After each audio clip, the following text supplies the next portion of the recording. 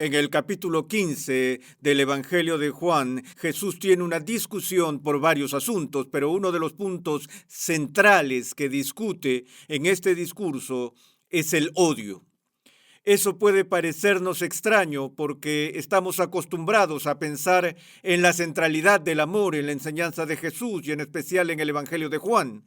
Pero en el capítulo 15, Jesús está hablando del odio que el mundo tenía por él. Y como consecuencia de ese odio que el mundo expresó hacia Jesús, él ahora en este discurso en el aposento alto está alertando a sus discípulos de lo que pueden esperar del mundo. Dice que si el mundo me odia, obviamente los van a odiar. Y en este discurso dice en el versículo 18, si el mundo os odia, sabéis que me ha odiado a mí antes que a vosotros. Si fuerais del mundo, el mundo amaría lo suyo. Pero como no sois del mundo, sino que yo os escogí de entre el mundo, por eso el mundo os odia. Y luego continúa hablando de la persecución y en medio de ese discurso presenta un tema muy importante. Y ese es el tema del Consolador prometido que enviará para que esté con su pueblo en medio de un mundo hostil. Ahora bien, la pregunta que a menudo hago a mis alumnos del seminario y para ver cuán bien versados están en las Escrituras, les preguntaré a aquellos de ustedes que están escuchando hoy, ¿quién es el Paracleto? Vemos esta palabra a veces en la literatura cristiana, el Paracleto. ¿Quién es el Paracleto? Esa es la pregunta que hago a mis alumnos del seminario y voy a preguntar a la audiencia aquí hoy. ¿Alguien puede decirme quién es el Paracleto? El Espíritu Santo. Sabía que iba a decir el Espíritu Santo, pero eso está mal. Gracias por participar, Elena. Bueno, no está del todo mal, pero cuando pensamos en este título, Paracleto, casi siempre pensamos inmediatamente en el Espíritu Santo, porque ese es el título que le damos al Espíritu Santo. Pero la pequeña corrección que quiero hacer es esta, que cuando Cristo presenta al Paracleto, le dice a su pueblo, te voy a enviar otro Paracleto. Y así realmente el Espíritu Santo en el Nuevo Testamento se introduce como otro Paracleto. Ahora, obviamente, para que haya otro Paracleto, debe haber al menos un Paracleto anterior, a fin de que haya otro. Y cuando vemos el Nuevo Testamento, entonces la palabra griega parakletos, que se traduce o que simplemente se translitera a la palabra española paracleto, vemos que ese título, paracleto, pertenece en primera instancia no al Espíritu Santo, sino a Jesús mismo. Es Jesús quien en el Nuevo Testamento es revelado como el Paracleto.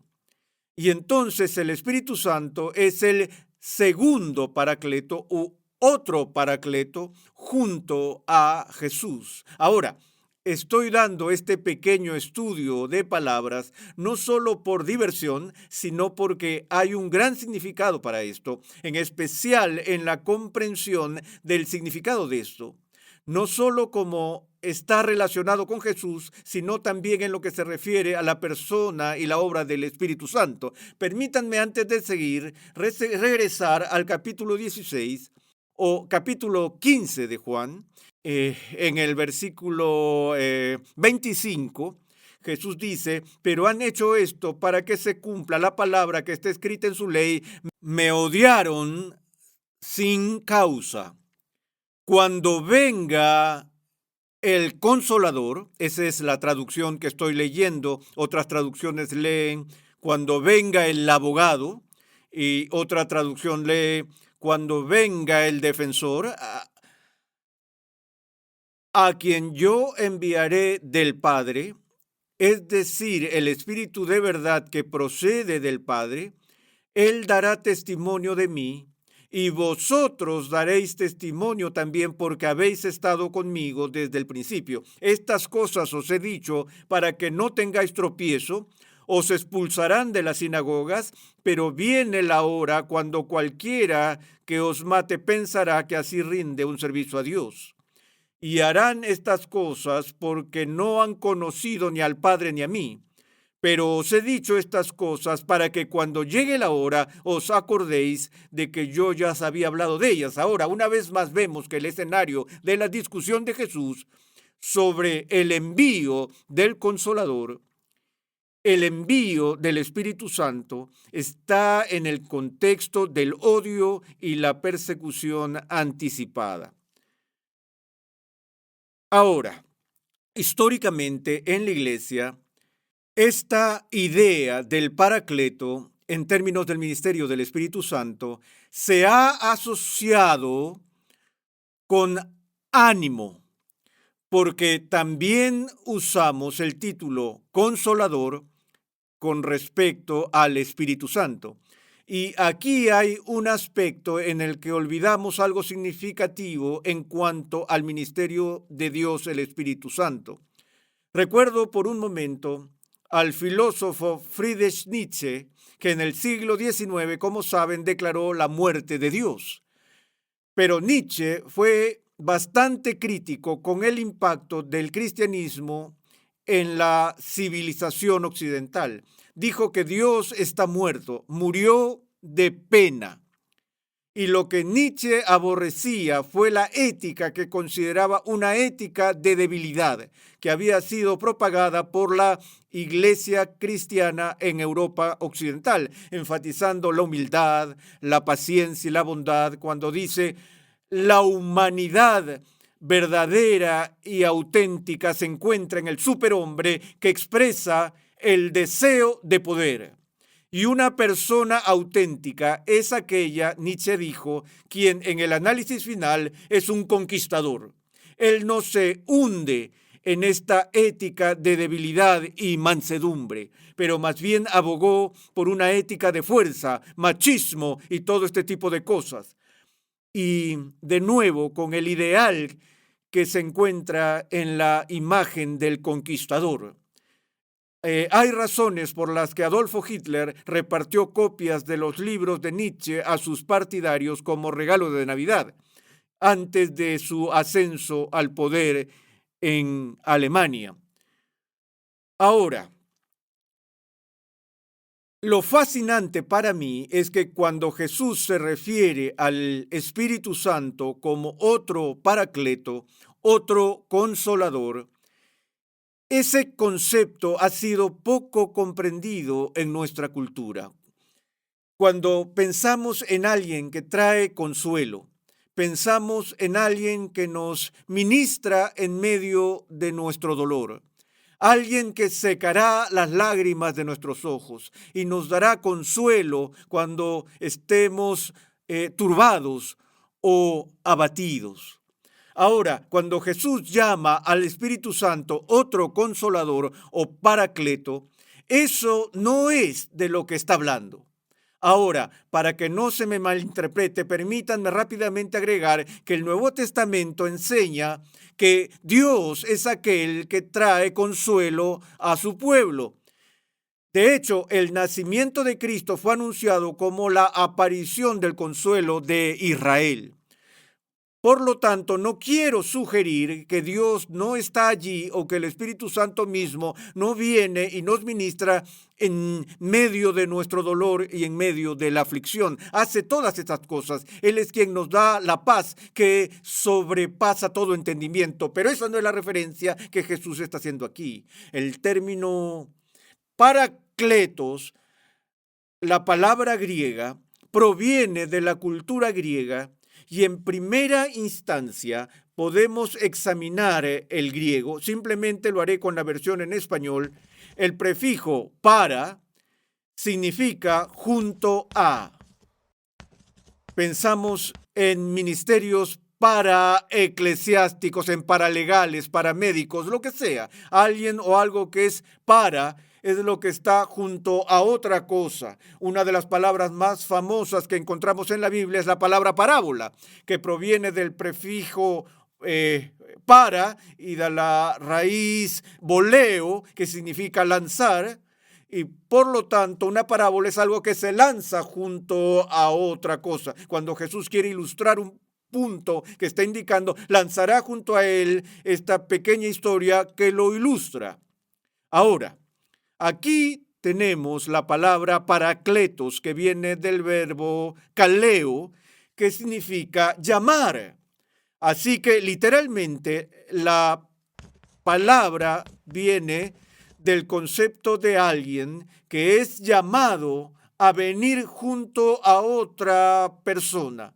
Ahora, la forma en que funcionaba en la cultura griega era que un paracleto era un abogado familiar, que cada vez que había problemas y que necesitabas a alguien que te defendiera en medio de una dificultad, llamabas a tu paracleto, que normalmente estaba al servicio permanente, era el abogado de la familia, vino a defenderte en medio de las acusaciones que ibas a soportar.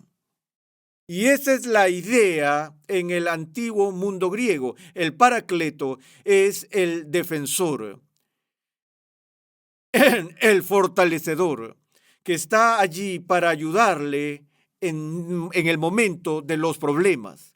Ahora, una de las cosas que siempre me ha asombrado es que la misma palabra griega es utilizada por Juan en sus epístolas, que usa aquí en su evangelio, pero los antiguos traductores, cuando llegaban a Paracletos en las cartas de Juan, no lo traducían como consolador o ayudante, lo tradujeron como abogado.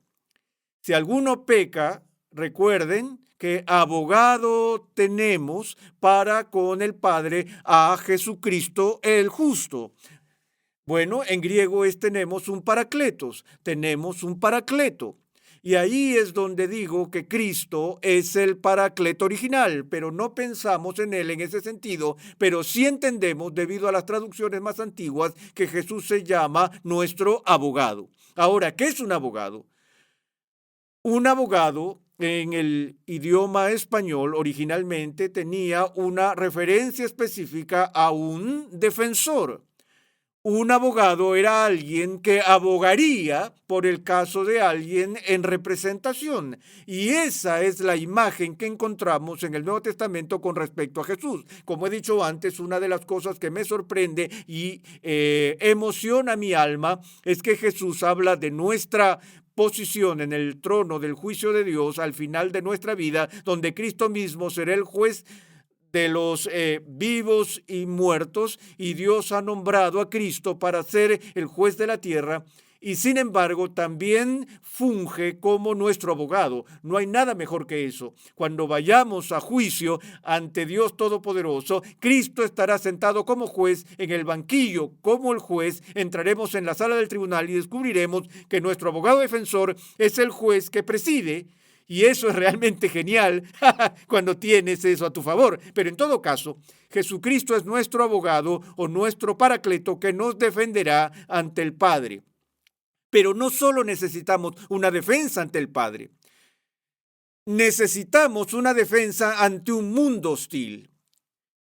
Y Jesús, en medio de esta discusión sobre el odio y de persecución y de aflicción, pero cuando dice ante sus discípulos, cuando lleven ante los gobernantes, no os preocupéis de cómo o de qué hablaréis. En ese momento se os enseñará en esa hora. ¿Por qué? Porque te enviaré otro abogado.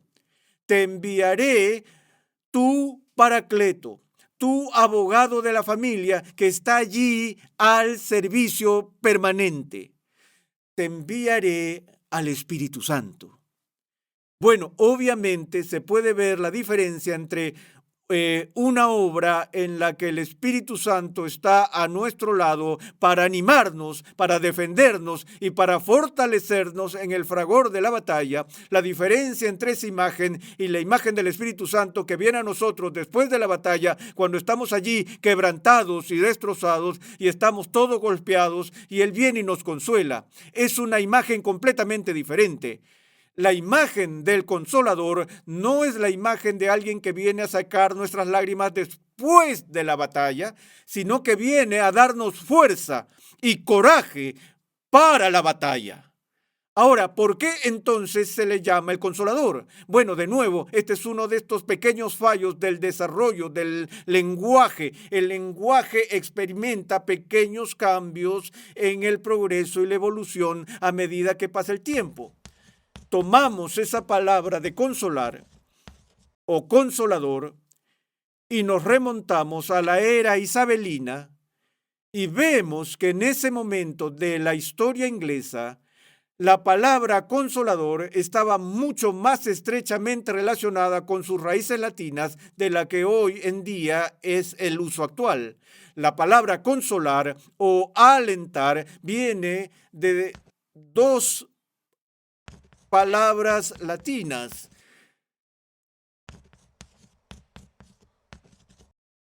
Cum, que significa con, cum, forte, conforte. Ahora, ¿qué es forte? ¿Dónde ves esa palabra? Si alguna vez has tocado música o tocado el piano, recuerdas que el nombre del instrumento piano ya es un nombre abreviado para ese instrumento que originalmente se llamaba piano forte.